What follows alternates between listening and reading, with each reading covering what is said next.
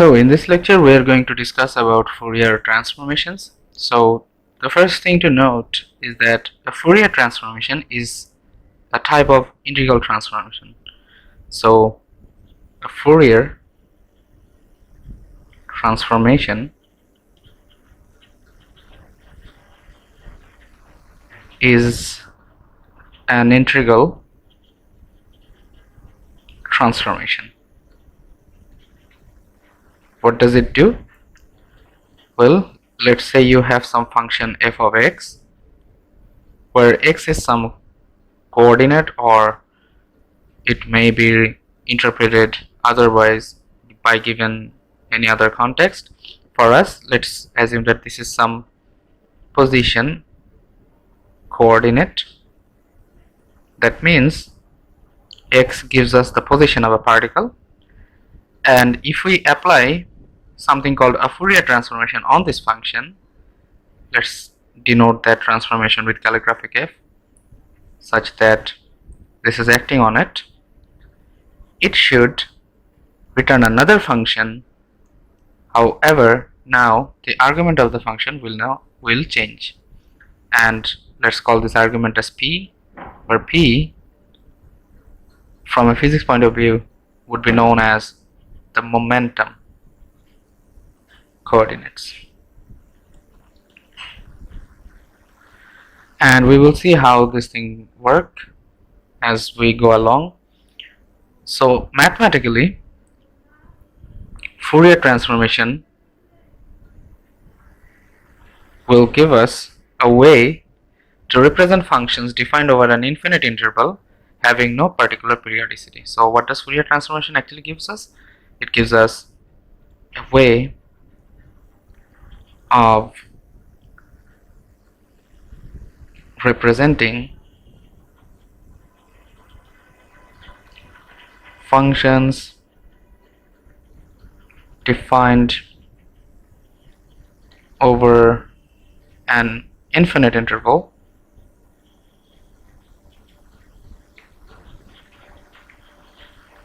with no particular periodicity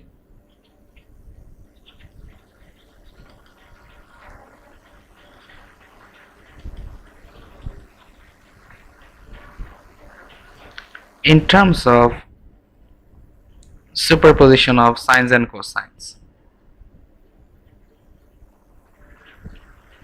That means we are taking periodic functions, we are taking their superposition. By superposition, you can also think of it as a linear combination, and we are using that to represent functions over infinite intervals which in particular don't show any kind of periodicity. And I will try to motivate the idea by the following. Sorry, it should be cosine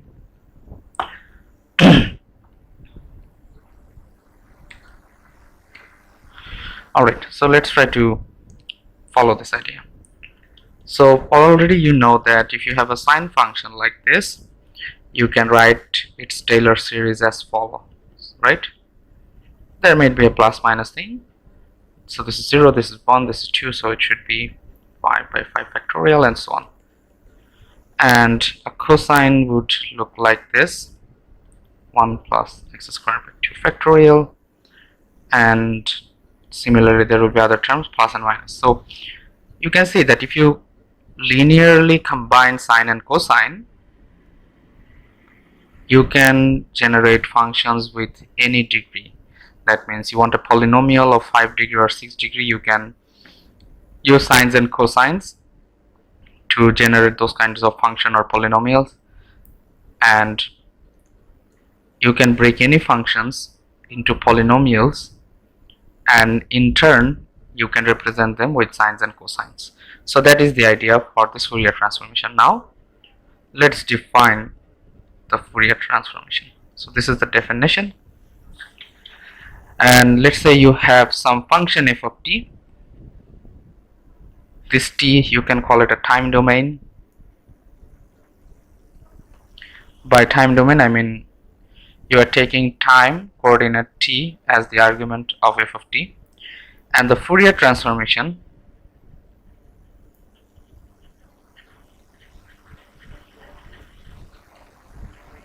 transformation for f of t is given by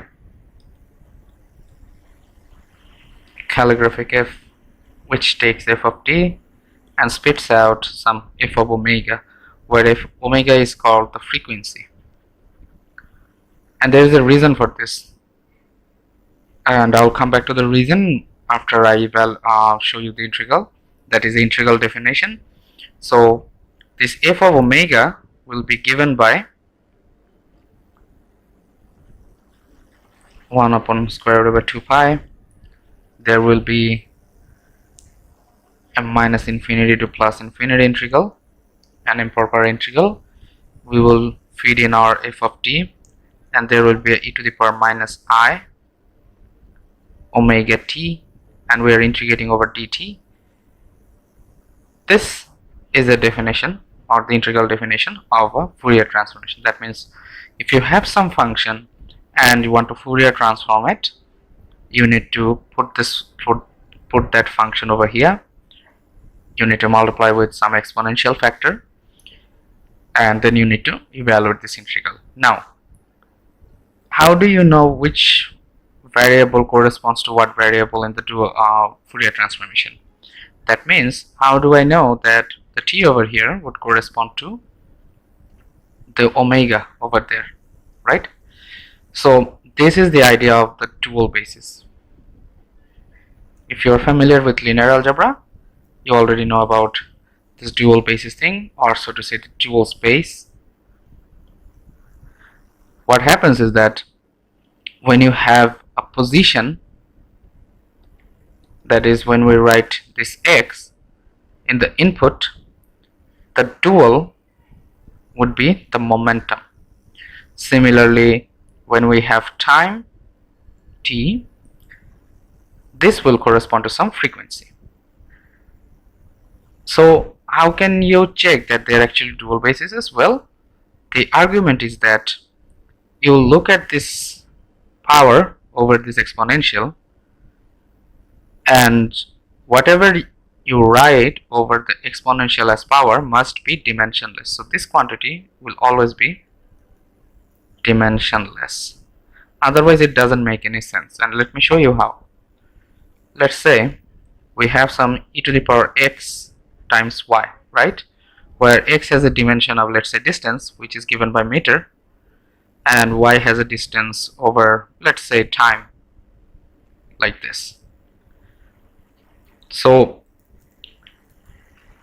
now if you expand this exponential, that means you write e to the power xy as 1 plus x times y, then xy squared, 2 factorial, and so on, you will immediately see that the first thing that you get is just a number.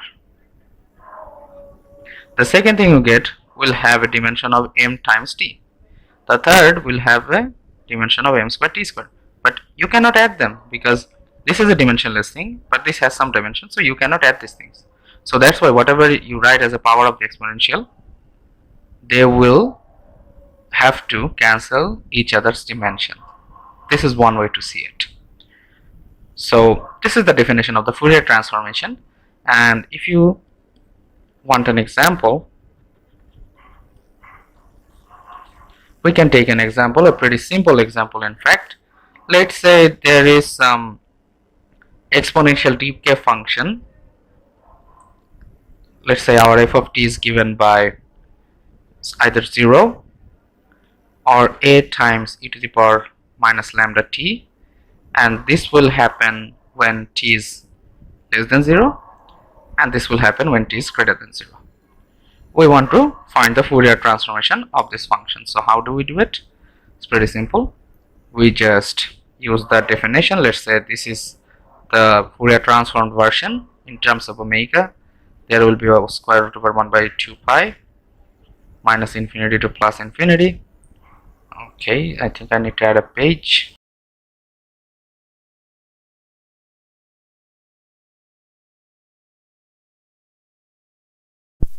Now, as I was saying, that we want to Fourier transform this thing, so this is our function over here, and now we just have to put it. So let's do it step by step. It's I omega t dt. Now since this function is divided on both sides of the origin 0, we can break up this integral, and you can see that when t is less than 0, the function itself is 0. So if you put a 0 over here, this whole f of omega becomes 0, and this is just a trivial contribution. To get the non-trivial contribution, we have to do the integration from 0 to infinity. We have a e to the power negative lambda t times e to the power minus I omega t dt. Now we can take a outside because a is a constant, and this is 0 to infinity, and here you have e to the power t, let's say negative t, and you have lambda plus I omega dt, like this. So there are two ways you can do this. One is a hand waving sort of way, another one is the more rigorous and the more proper formal way. The hand waving way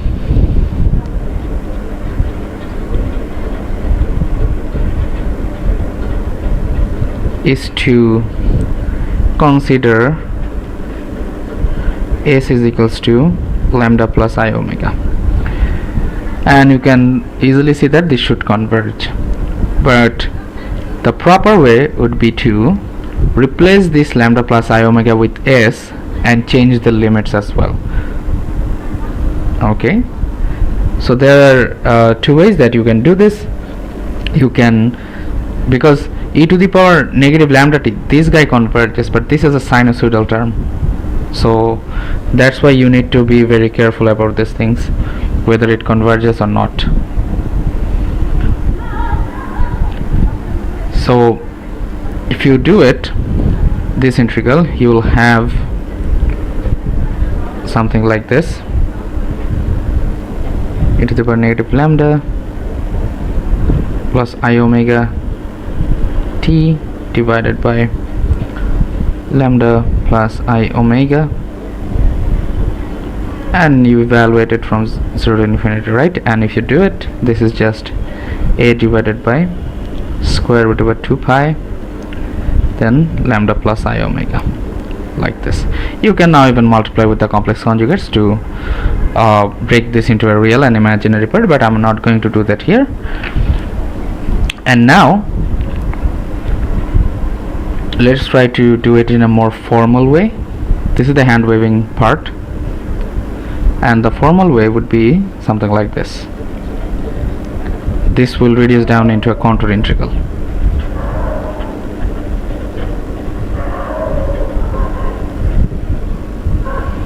So the formal way would be to select a contour.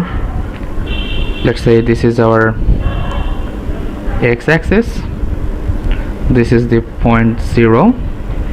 Alright, and now what you want to do is that you want to find some proper substitution, and then you want to evaluate this using a contour. So the contour will be something like this over here, and in such case the limit itself will change as well.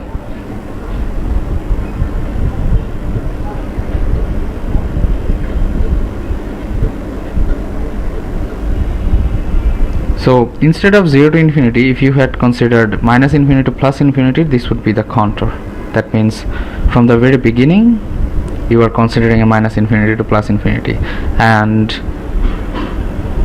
these are some points. This will be the closed contour, like this, and let's say this is some dummy variable.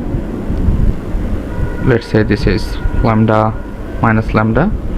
This would be minus lambda plus I omega, minus lambda minus I omega, plus lambda plus I omega, and minus lambda minus I omega. But you can see that inside this contour there is no singularity enclosed, so this is equivalent to a single integral that goes over the real line. So this is the precise argument behind this calculation as well, and if you do it you will get the same result. And now if you take this result, that means you write f of omega as a times square root over 2 pi lambda plus I omega, and you want to complex conjugate on the numerator and the denominator so that you can get the real and imaginary parts. You will see that this will look like this, right?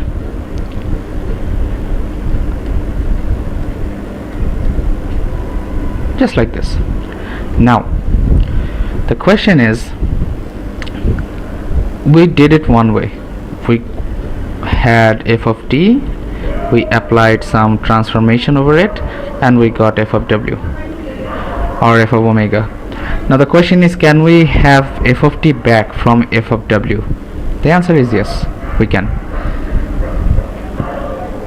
To do it, we need to define the inverse Fourier transformation.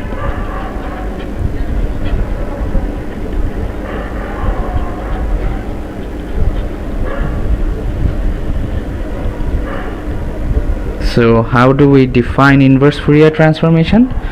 Similarly to Fourier integral, but now we will have f of t as the output, and in the input we will have this f of w. The only difference will be in the exponential, and you will have a to the power I omega t instead of a to the power minus I omega t.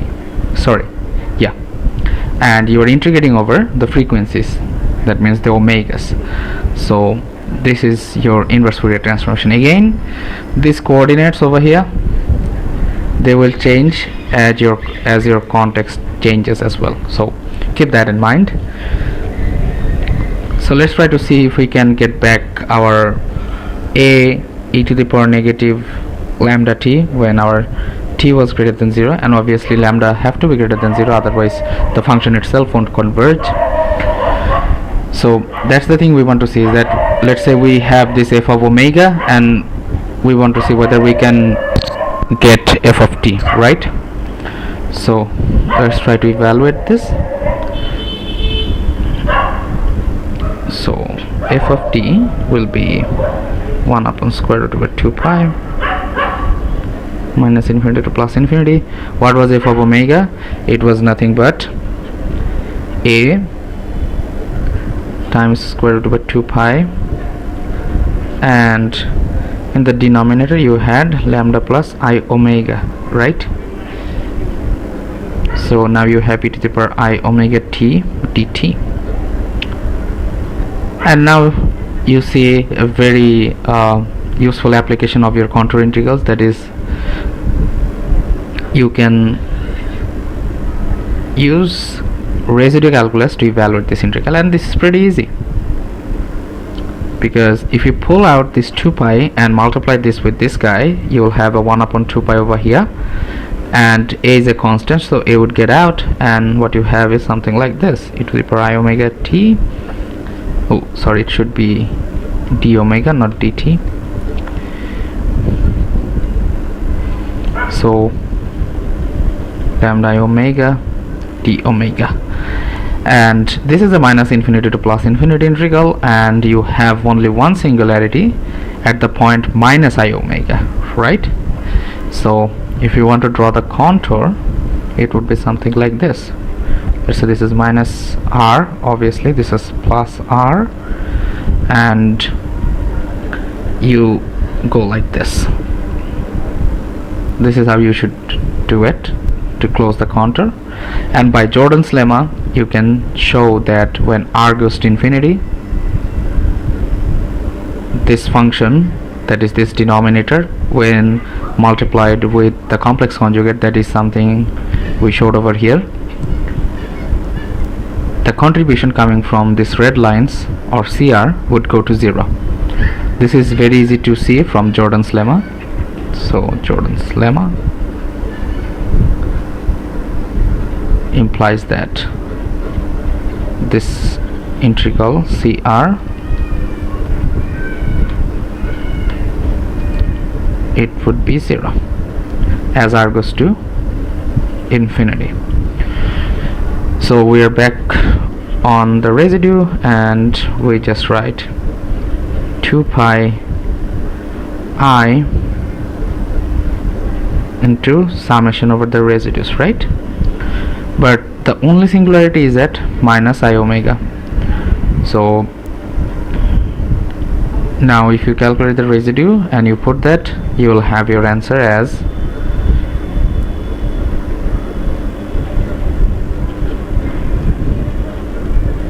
this 2 pi and 2 pi would cancel each other out, and as you can see that we are having an extra I over here, and this is solely coming because we are not doing this thing. So that's why there's a bit of confusion, that why is this I over here, it shouldn't be over here, right? Because our function itself was real. So why is this I over here? It's coming from not rationalizing this thing.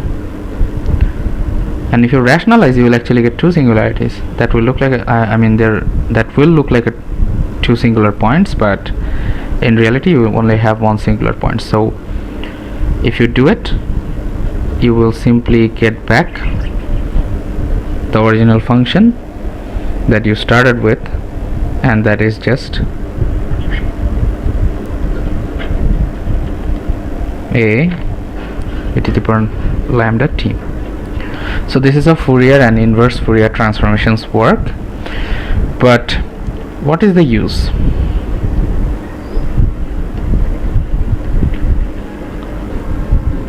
This Fourier transformation.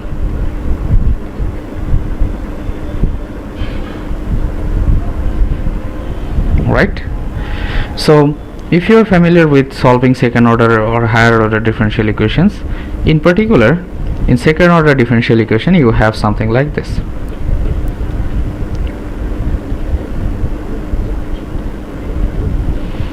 Now how do you solve it? First, what you do is that you solve a homogeneous equation, and to solve that homogeneous equation you first put g of x equals to 0. So this is the homogeneous case, and then what you say is that okay, let's assume a solution something like this, e to the power ipx or minus ipx, whatever you're comfortable with, right? This is actually a Fourier transformation, and let me show you how.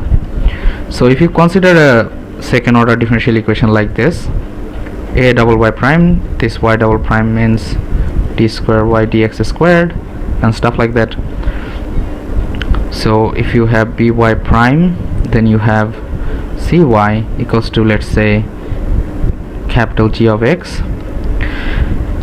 This equation is a second order non-homogeneous differential equation, and we want to solve it. That means we want to find a solution. That means we want to figure out what is y of x is, right? So let's say our y of x will have some Fourier transformation. All right, so that is the idea, that first we try to do some Fourier transformation, and if you do the Fourier transformation, what you will see that this differential equation over here, it will transform into an algebraic equation. So assume y of x has some Fourier transformation, and we are denoting that Fourier transformation as y of p. That means you take y of x and it spits out the y of p, right?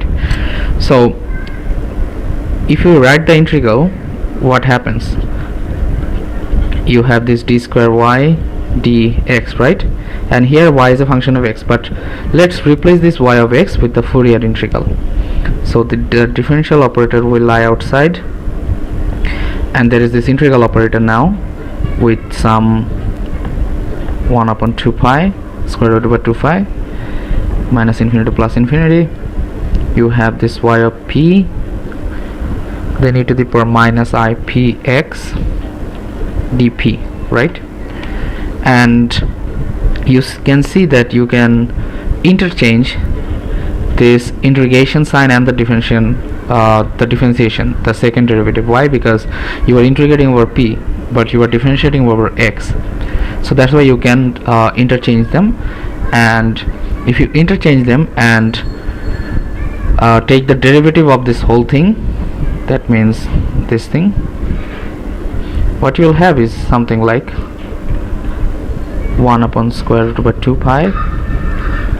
There will still be this integral because we are not evaluating it, and you will have a minus ip whole square in front.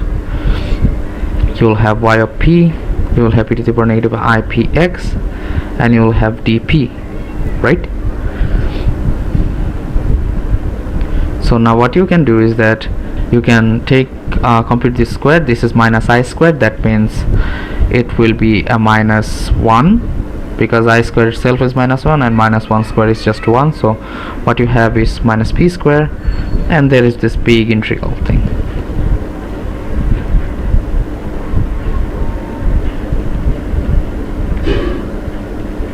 Right? Okay. Now similarly for this y prime and y and this g of x, you will write this Fourier transformations. So let's say for g of x we want to write it as g of p. Sometimes people even use this tilde, but for me I think the argument itself is good enough to show you that which is what.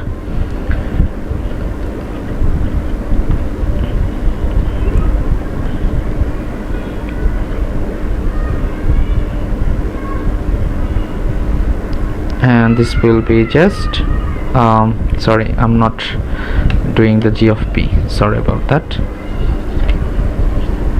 I was writing g of x in terms of the Fourier transformation. So this will be 1 upon square root over 2 pi e to the power negative I px g of p dp.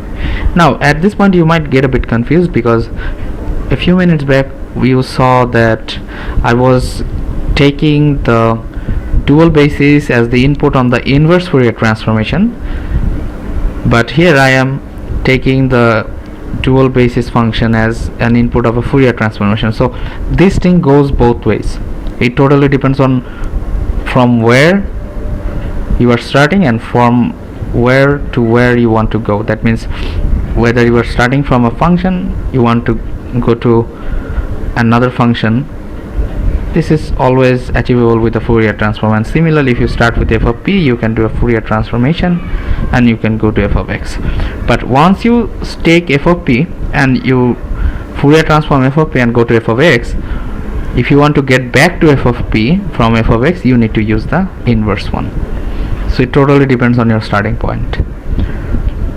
So once you write this thing, that means this y primes g of x, all this, and put this into this differential equation over there that we are considering, you will have a algebraic equation.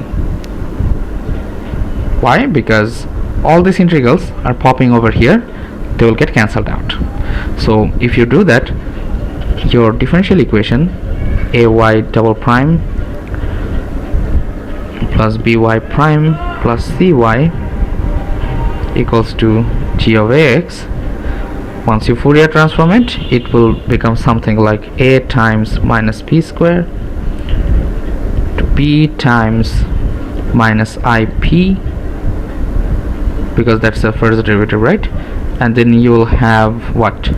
C. There is no derivative, so this will be just c, and g of x will just become g of p. So this is now looking like an algebraic equation. Let's write minus a as a prime p square plus let's write b prime as minus ib. So you will have p prime times p plus c equals to g of p. So what do we do over here?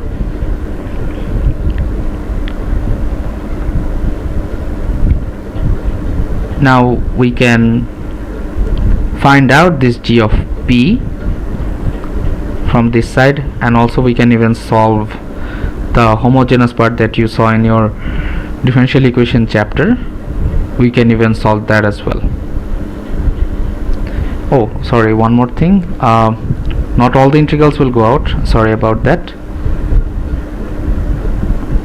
It should be only the exponential part that will get cancelled out, because on the left hand side you have this y's, so along with this p squared you will also have this y of p's, and that was kind of the whole point of doing it. So once you have this y of p's, you can actually solve for this y of p in terms of g of p divided by this a p square plus p prime p plus c. Once you have this y of p, you can immediately write down y of x as another inverse Fourier transformation, because you went from x basis to the p basis using a Fourier transformation, and now you want to go back from p basis to x basis using the inverse Fourier transformation.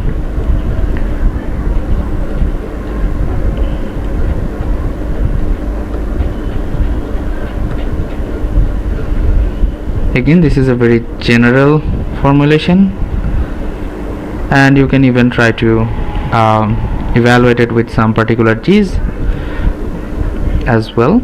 So if you can evaluate this, you have your solution. This is how easy it is to do things with Fourier transformations. So what we can do right now is that we can see an example that should make things a bit clear, and let's try to see if we can actually carry something out. So this is an example. This is from RBH, an exercise. So the differential equation we're considering will be something like this.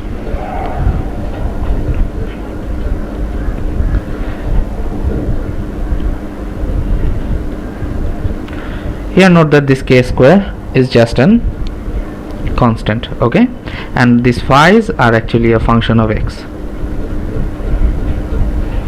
So let's try to Fourier transform this whole thing.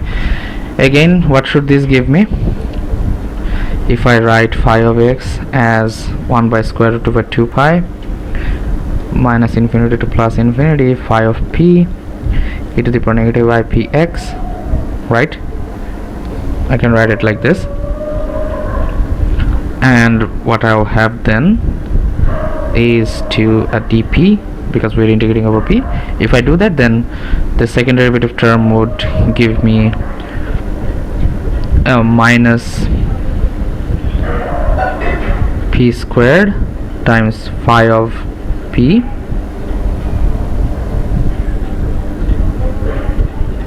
and here what I will have is this constant k square and just this phi of p, because I am Fourier transforming every element in this differential equation, and then instead of f of x I'll just have f of p. Now this is an algebraic equation. It's pretty easy to solve for this phi of p. So let's take this guy over here, take phi of p as a common factor, and what we have is minus k square minus p square is equals to f of p, and we can finally write it as phi of p is equals to minus f of p k square plus p square. Now since we have found phi of p, it's easy to write down phi of x.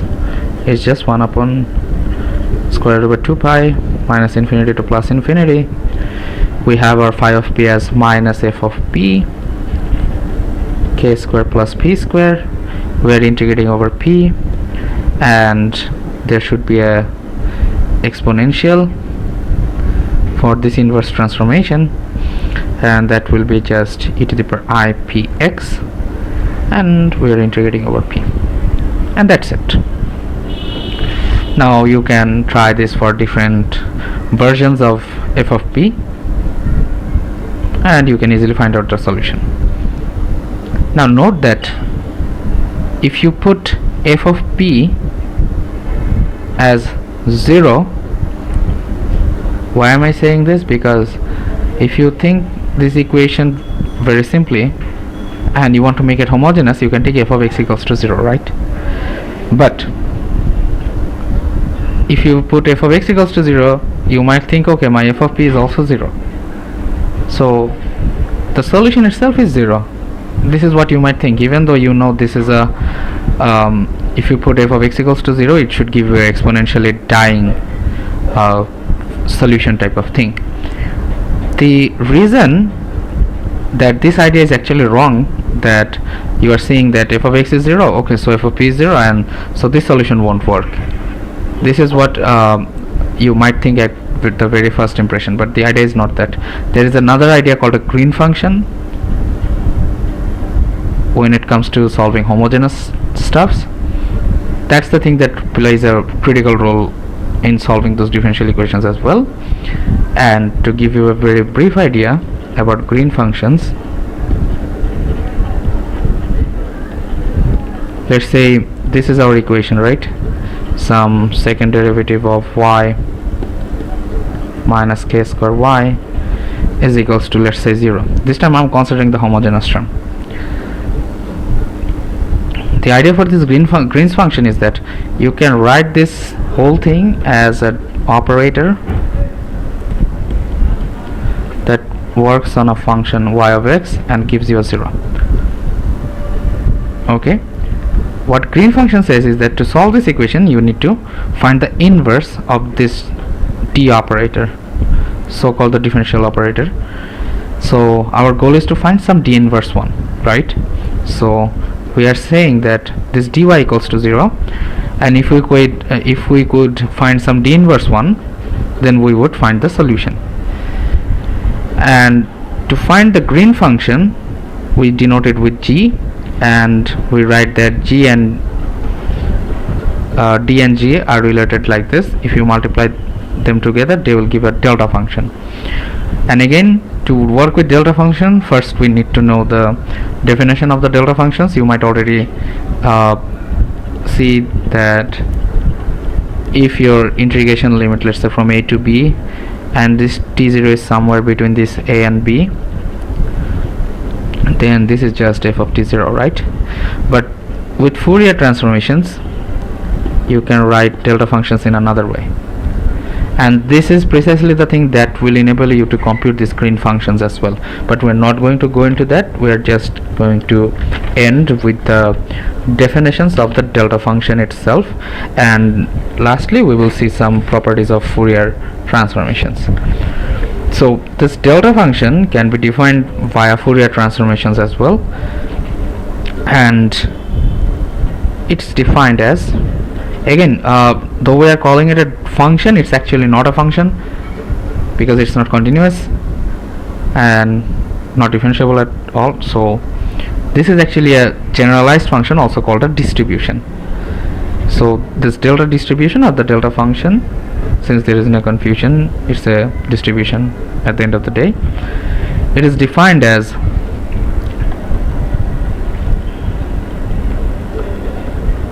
dt, like this. Now you might say, okay, you are telling that this is a delta function and this is how we define it, right? But we are only saying that this is an exponential with some imaginary term. That means it's sinusoidal on both axes, right? So the idea is that you already know the delta function is something that is localized. This should be a spike, and our sinusoidal functions will go like this. But one thing to note is that when you have higher and higher frequencies, at this point t equals to 0, you will have a sharp peak and all the other will cancel each other out. So there will be a destructive interference over here and a destructive interference over here, and they should cancel each other out as the frequency goes higher and higher. Okay, so this is one way to think of it. Another way to think of this delta function is that this is nothing but the Fourier transformation of the number 1. That means the identity operation. It's just the Fourier transformation of the delta function. That's it.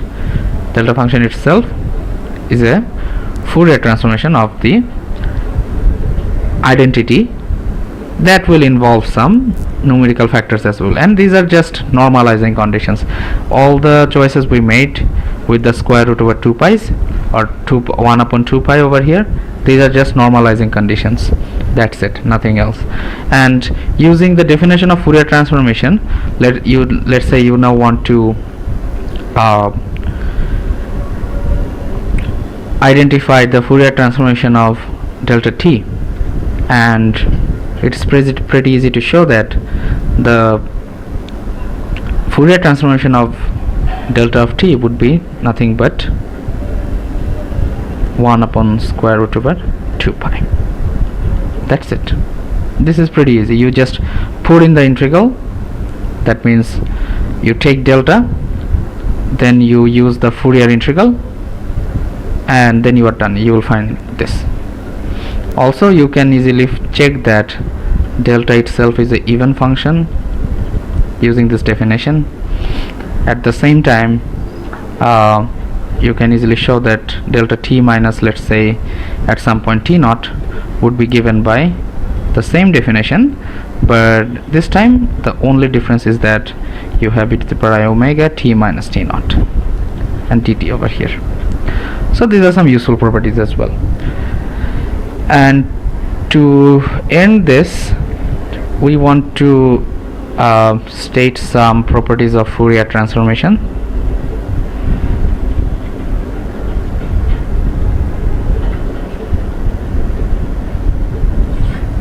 So a Fourier transformation is given by an integral, so you can easily guess that all the properties that you see in an integral will also be applied over here.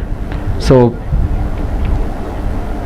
what you can do is that you can easily see that this is a linear transformation. That means if your function, let's say you have two functions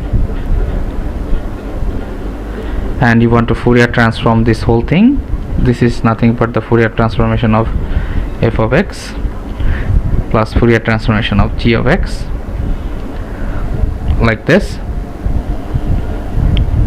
Fourier transformation also shows some scalings as well. So this is the kind of linear property number 1. Let's say this is number 2, and the scaling says that if you have a function that you are writing it as f of at, where a is some real number, this will be just 1 upon a f of omega by a. You can easily show that by using a change of variable. That means instead of at, you write u equals to at, you change the integration measure, and this result will follow. Then we can have something called a translation.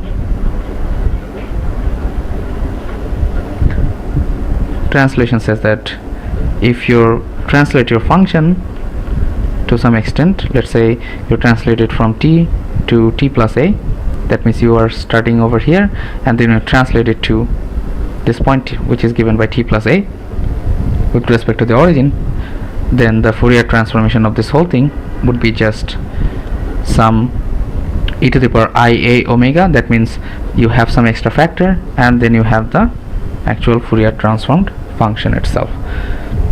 And finally, let's say you have a function that has some exponential multiplication factor that also carries this variable t, the variable of interest when we are integrating, and we can write it as f of omega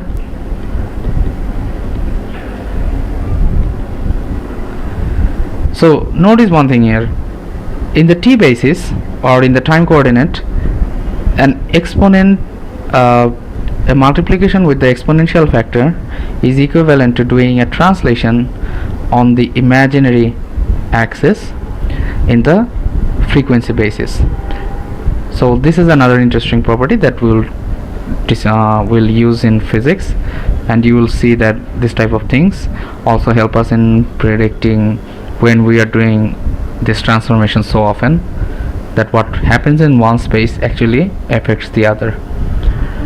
So these are some properties that is easily derivable from the very definition of Fourier transformations. And this will be it for today. In the next lecture we are going to see some Laplace transformations, and then we will end with how to use Laplace transformation for differential equations and how to find the inverse Laplace transformations. Thank you.